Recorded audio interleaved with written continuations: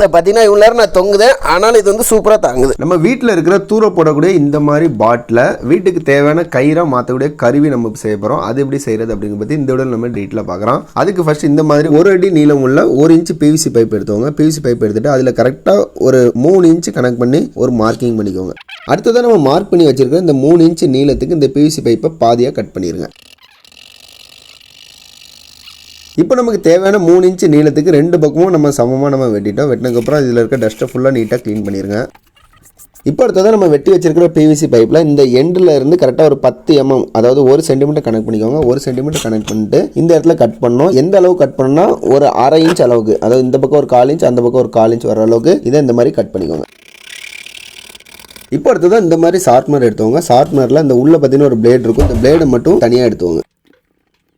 இப்போ நம்மகிட்ட இருக்க இந்த ஷார்ப்னர் பிளேடை ஆல்ரெடி நம்ம வெட்டி வச்சிருக்கோம். இந்த ஓட்டைக்குள்ள கரெக்டாக இந்த மாதிரி செட் பண்ணணும். இந்த மாதிரி உள்ள வைக்கும்போது பார்த்தீங்கன்னா அந்த ஷார்ப்பான எட்ஜ் வந்து உள்நோக்கி இருக்கணும். உள்நோக்கி வைக்க மாதிரி வச்சுட்டு அடுத்ததான் நம்மகிட்ட இருக்கிற அந்த வாசரை எடுத்துவோங்க. வாசரை எடுத்துட்டு அந்த வாசர் பார்த்தீங்கன்னா இந்த பிளேடு மேலே அந்த வாசர் உட்காந்துருக்க மாதிரி இந்த மாதிரி வச்சுக்கோங்க. வச்சுக்கிட்டு இந்த மாதிரி ஒரு ஸ்க்ரூ எடுத்துவோங்க. ஸ்க்ரூ வச்சு அதுக்குள்ளே வச்சு டைட் பண்ணிடுங்க. இப்போ பார்த்தீங்கன்னா தூர போடக்கூடிய பாட்டில் கயிறாக்கக்கூடிய கருவி ரெடி ஆகிட்டு இப்போ இந்த கருவியோட அவுட்புட் எப்படி இருக்குது அப்படிங்கிறத செக் பண்ணலாம். அதுக்கு ஃபர்ஸ்ட் இந்த மாதிரி பாட்டில் எடுத்தவங்க உங்கள்கிட்ட வீட்டில் இருக்க தூர போடக்கூடிய பாட்டில் எடுத்தவங்க எடுத்துட்டு மூடியை கழட்டி தூரப்பட்டு இந்த பகுதி கீழ் பகுதியும் தனியாக வெட்டுருங்க. அது மாதிரி மேலே இந்த வளைவாக இருக்கக்கூடிய பகுதியும் தனியாக வெட்டிடுங்க.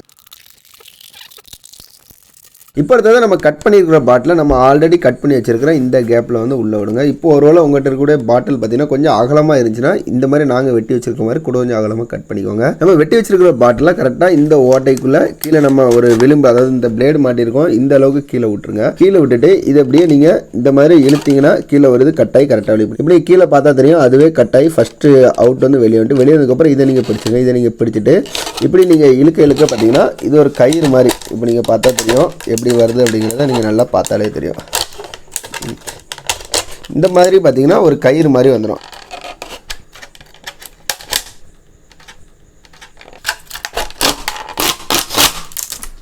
இப்போ பார்த்தீங்கன்னா நமக்கு கிடச்சிருக்க இந்த கயிறு வந்து ஒரு கயிறு ஷேப்பில் இல்லை. அதனால் இதை நம்ம ஃபஸ்ட்டு ஒரு கயிறு ஷேப்பு கொண்டு வரணும். இதை நம்ம கயிறு ஷேப்புக்கு கொண்டு வரதுக்கு முன்னாடி 2-3 பாட்டில் வச்சு இதே மாதிரி நம்ம எடுத்துகிட்டு அதுக்கப்புறம் நம்ம கயிறு ஷேப்புக்கு எப்படி கொண்டு வரலாம் அப்படிங்கிறத நம்ம பார்த்துக்கலாம்.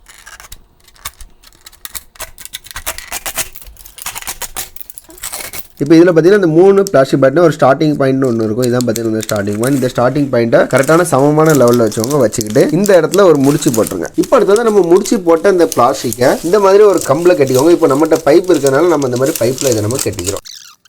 இந்த மாதிரி கட்டினதுக்கப்புறம் நீங்கள் ஒரு சைடில் இந்த மாதிரி ஃபுல்லாக இதை வந்து முறுக்கிடுங்க. அடுத்தது இந்த மாதிரி லைட்டர் எடுத்துவாங்க. நல்லா அந்த மாதிரி முறுக்கிட்டு இந்த லைட்டரை வச்சு லைட்டாக நீங்கள் சூடு பண்ணிங்கன்னா இது பார்த்தீங்கன்னா ஒன்றோட ஒன்று செம்ம டெம்பராக சூப்பராக ஒட்டிக்கிடும். ஒரு கயிறு ஷேப்லேயே வந்துடும். நல்ல வளையக்கூடிய தன்மைக்கும் வந்துடும். நல்ல ஃப்ளெக்சிபிளாக இருக்கும் அது. இப்போ நமக்கு ஒரு 1 அடிக்கு கயிறு உருவாக்குற ப்ராசஸ் ஃபுல்லாக முடிஞ்சிட்டு இப்போ இதே மாதிரி இந்த லென்த் ஃபுல்லாமே நம்ம பண்ணோம்.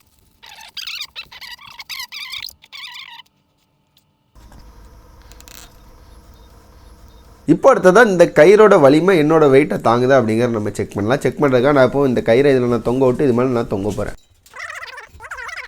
இப்போ பார்த்தீங்கன்னா நான் தொங்க போகிறேன். தொங்கும்போது நீங்களே பார்க்கலாம். பார்த்தீங்கன்னா இவ்வளோ நேரம் நான் தொங்குதேன், ஆனாலும் இது வந்து சூப்பராக தாங்குது. ஒருவேளை உங்களுக்கு வீட்டில் துணி காயப்படுறதுக்கு இதோட லென்த்தாக தேவைப்படுது அப்படிங்கிற பட்சத்தில் நீங்கள் என்ன பண்ணணும்னா இந்த மாதிரி ஹீட் பண்ணதுக்கு முன்னாடி இதே மாதிரி இன்னொரு லென்த் பண்ணி அந்த ரெண்டையும் முடிச்சு பண்ணிவிட்டு அதுக்கப்புறம் நீங்கள் ஹீட் பண்ணிங்கன்னா கண்டிப்பாக நீங்களே நினச்சா கூட இந்த கயிறை உங்களால் அக்கவே முடியாது. இப்போ நீங்கள் கேட்கலாம், நான் கடையில் ஒரு 20 ரூபா 30 ரூபா கொடுத்தாலே நமக்கு வந்து ஒரு லென்த்தான கயிறு கிடச்சிரும், நான் எதுக்காக மெனக்கெட்டு என்னோட டைமை செலவு பண்ணி இப்படி நான் பண்ணணும் அப்படின்னு நீங்கள் கேட்கலாம். ரோட்டில் எங்கே பார்த்தாலும் கண்டிப்பாக ஒரு 10 பிளாஸ்டிக் பாட்டிலாக தான் இருக்கும். இந்த மாதிரி நம்ம பண்ணுறதுனால இந்த பிளாஸ்டிக்கால் ஏற்படுற குப்பையை நம்ம தவிர்க்கலாம்.